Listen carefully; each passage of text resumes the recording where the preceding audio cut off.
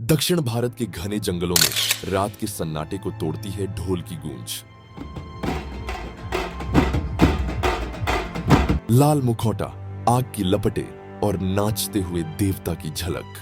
ये कोई नाटक नहीं, ये है भूतकोला, तुलुनाडु की वो परंपरा जहां कहा जाता है कि देवता खुद इंसानों के बीच उतरते हैं और इसी परंपरा ने जन्म दिया। उसे कहते हैं कांतारा।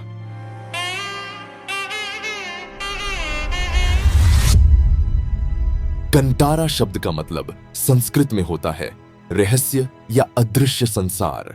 ये सिर्फ एक फिल्म का नाम नहीं, बल्कि कर्नाटक के तुलुनाडु क्षेत्र की आस्था, डर और श्रद्धा का प्रतीक है। तुलुनाडु यानी आज का दक्षिण कन्नड़, उडुपी और कासरगोड जिला, जिसका इतिहास वैदिक काल से जुड़ा हुआ है और सदियों से देवताओं और आत्माओं की पूजा होती आ रही है।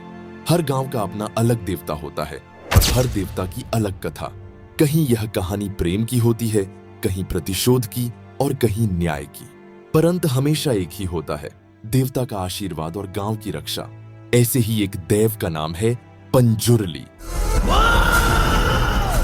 जिसका हिंदी अर्थ होता है वराह यानी बोर। लोक कथा अनुसार अलग अलग कहानियां हैं, जैसे कि पश्चिमी घाट पर दो सुअर हुआ करते थे जो कि भाई बहन थे। एक दिन भगवान कार्तिकी इन्हें आशीर्वाद देते हैं और वे एक जोड़ा बन जाते हैं। उनके 4 बच्चे होते हैं। उनमें से एक बच्चा शिव जी के बगीचे यानी कैलाश पर्वतों के जंगलों में पहुंच जाता है। तभी पार्वती की नजर उस सुअर के बच्चे पर टिक जाती है और वह उसे अपने पालतू जानवर के रूप में रख लेती है। हालांकि यह सुअर का बच्चा जंगलों के पेड़ पौधों का नुकसान करने लगता है। तब उसी वक्त शिव जी उसे देख लेते हैं, क्रोधित हो जाते हैं और मृत्यु दंड देने का तय करते हैं। परंतु माता पार्वती ने भगवान शिव से प्रार्थना की, क्योंकि वह सुअर उनका प्रिय था। यह भी समझाया कि इसमें पंजुर्ली का दोष नहीं है, बल्कि प्रकृति का है। यह उसका नेचुरल स्वभाव है। इसके बाद शिव जी का गुस्सा शांत हुआ और उन्होंने पंजुर्ली को एक जिम्मेदारी सौंप दी। उन्होंने आदेश दिया कि पंजुर्ली देव अब पृथ्वी पर इंसानों की और प्रकृति की यानी खेत, पेड़ पौधे और जंगलों की रक्षा करेंगे। तभी से पंजुर्ली कोई साधारण जानवर नहीं रहे, बल्कि भगवान शिव के इस आदेश की वजह से उन्हें शक्तियां मिलीं और धरती पर वो देव के रूप में जाने गए। इसके अलावा तुलुनाडु यानी भारत के इस क्षेत्र में मौजूद कई 100 गांवों में पंजुर्ली को वराह अवतार का प्रतीक भी माना जाता है। यह वही स्वरूप है जो भगवान विष्णु ने पृथ्वी को बचाने के लिए लिया था। लेकिन जैसा कि अभी तक की कहानी से हम समझ पाए हैं कि पंजुर्ली का असली मकसद खेत, पेड़ पौधों की प्रकृति और इंसानों की रक्षा करना है। इसीलिए तुलुनाडु के क्षेत्र के किसानों का ऐसा विश्वास है कि जब भी फसल पर किसी भी तरह का कोई संकट आता है, सूखा आता है, बाढ़ आती है या फिर जंगली जानवर फसलों को नष्ट करते हैं, तो पंजुर्ली देव की पूजा करने से यह संकट टाला जा सकता है। और यही कारण है कि पंजुर्ली को हमेशा धान, नारियल, केले, लड्डुओं का भोग लगाया जाता है। उनकी पूजा शांति और समृद्धि का आशीर्वाद माना जाता है। जब देवता का अवतरण होता है तो लोग अपनी समस्याएं लेकर उसके पास आते हैं।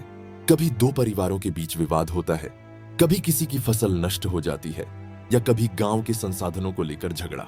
देवता के रूप में उपस्थित पात्र उनकी बातें सुनता है और फिर दैवी आदेश सुनाता है। उसका निर्णय अंतिम होता है।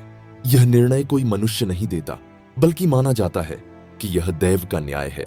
भूताकोला केवल पूजा नहीं, बल्कि सामाजिक न्याय प्रणाली भी है, जो सैकड़ों वर्षों से बिना किसी लिखित कानून के गांवों में व्यवस्था बनाए हुए है। ऐसे ही एक और देव के बारे में हम जानेंगे। वो है अंधकार का प्रहरी, न्याय का रक्षक और भय का स्वरूप।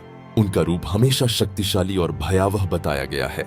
उनके शरीर पर राख या काला रंग होता है, माथे पर त्रिशूल का निशान, कमर में घंटियों की कमर पट्टी और चेहरे पर सफेद व लाल रंग के गाढ़े चिन्ह। वो नाम जो सिर्फ डर नहीं जगाता, बल्कि याद दिलाता है कि न्याय हमेशा जीवित है, गुलिगा।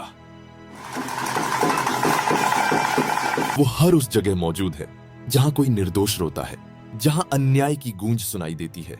लोक कथाओं के अनुसार गुलिगा कभी एक महान योद्धा था, जिसे देवी ने भूता के रूप में अमर कर दिया ताकि वह धरती पर धर्म की रक्षा करता रहे। इसलिए लोग आज भी उसे दैव गुलिगा कहकर पुकारते हैं। गुलिगा की मूर्तियां आमतौर पर लोहे या पत्थर से बनती हैं। उनके पास रहती है तीखी तलवार, सिर पर सींग नुमा मुकुट और चेहरे पर वो भयावह भाव जो दुष्टों के दिल में डर भर देता है। गुलिगा की पूजा हजारों साल पुरानी परंपरा का हिस्सा है। यह परंपरा भूता कोला या दैवा कोला के नाम से भी जानी जाती है। जब भूता कोला शुरू होता है, एक चुना हुआ व्यक्ति देवता की आत्मा का वाहक बनता है। वो गुलिगा का रूप धरता है, चेहरे पर मास्क, सिर पर मुकुट, हाथों में तलवार और पैरों में घंटियां। जब वो नाचता है तो कहा जाता है कि गुलिगा स्वयं उस शरीर में उतर आते हैं। फिर वो लोगों की परेशानियां सुनते हैं, झगड़ों का फैसला करते हैं और आशीर्वाद देते हैं। माना जाता है वो शक्ति का प्रतीक है, परंतु साथ ही न्याय का कठोर रूप भी। वो सिर्फ दुष्टों को दंड देने नहीं आता, बल्कि निर्दोष की रक्षा भी करता है। कहा जाता है कि अगर कोई झूठ बोलता है या किसी के साथ अन्याय करता है तो गुलिगा का क्रोध उस पर अवश्य बरसता है। गुलिगा की पूजा अक्सर रात में की जाती है। भक्त सिर पर नारियल फोड़ते हैं, देवता को रक्त रंजित बलि चढ़ाते हैं और तब शुरू होता है दैवा अवतरण, जहां कोई साधारण व्यक्ति गुलिगा का रूप लेकर अलौकिक शक्ति से भर जाता है। कई स्थानों पर मान्यता है कि गुलिगा सिर्फ देवता नहीं, बल्कि प्रकृति की आत्मा है। वो जंगल की हर आवाज में बसता है, कभी हवा बनकर, कभी बिजली की गड़गड़ाहट बनकर। जहां अन्याय के खिलाफ कोई खड़ा होता है, वो हमारे विश्वासों में जिंदा है और हमारी रक्षा कर रहा है।